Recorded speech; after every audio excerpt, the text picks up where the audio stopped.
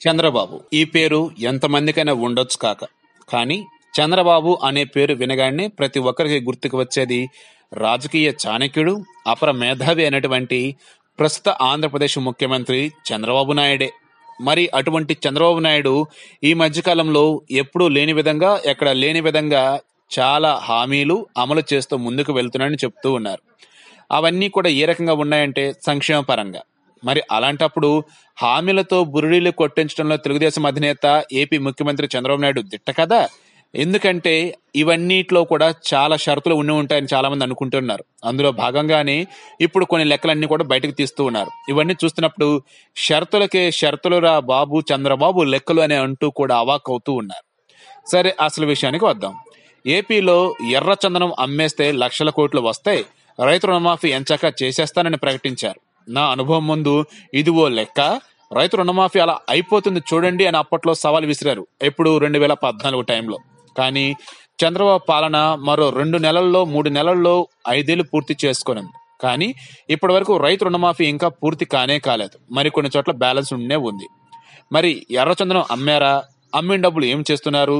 రైతు రుణమాఫీ ఎందుకు పూర్తిగా చేయలేకపోయారు? చేస్తామన్నది ఎంత, చేసింది ఎంత? అబ్బో, ఆ లెక్కల గురించి మాట్లాడుకుంటే దానికి అంతే ఉండదు. ఆర్థిక లోటులో ఉన్నా కూడా 24,000 కోట్ల రుణమాఫీ చేశామని, ఇదే రికార్డ్ అని చంద్రబాబు చెప్పుకుంటున్నారు. ఏపీ ఆర్థిక లోటులో ఉందని, కష్టాల్లో ఉందని ఎన్నికలకు ముందు అంత అనుభవం ఉన్న చంద్రబాబుకు తెలియదా అంటే తెలియక కాదు.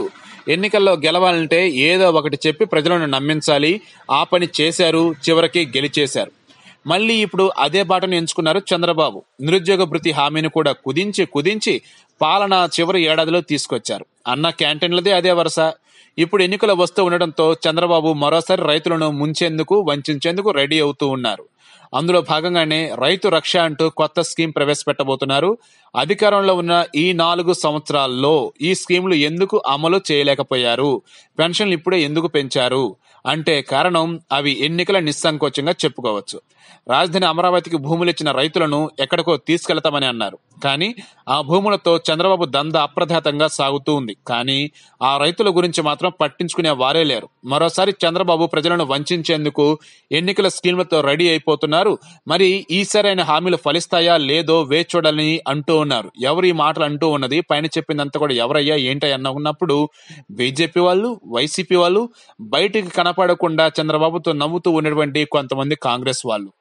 ఇప్పుడు చెప్పినటువంటి అన్నిటిలో కూడా చంద్రబాబు ఇస్తున్నటువంటి, అమలు చేస్తున్నటువంటి హామీలు, పథకాలు, వీటన్నిటికి సంబంధించేసి ఎన్ని షరతులు ఉన్నాయి, ఈ షరతులకు చంద్రబాబు పెట్టినటువంటి షరతులేంటి, ఆ షరతులకు వెనుకున్న లెక్కలేంటి అని అంతా ఆశ్చర్యపోతూ ఉన్నారు.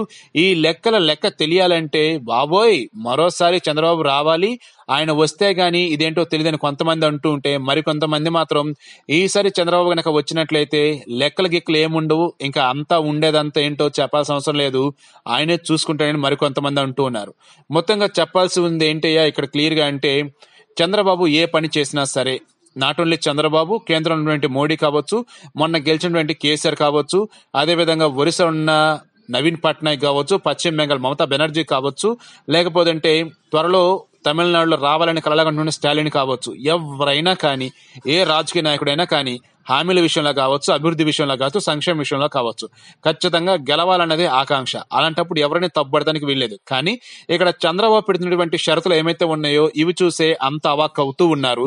షరతులకే షరతులు పెట్టే బాబు మా చంద్రబాబు అని అంటూ కూడా కొంతమంది పొగుడుతుంటే, కొంతమంది లోపల బాధపడిపోతూ ఉన్నారట.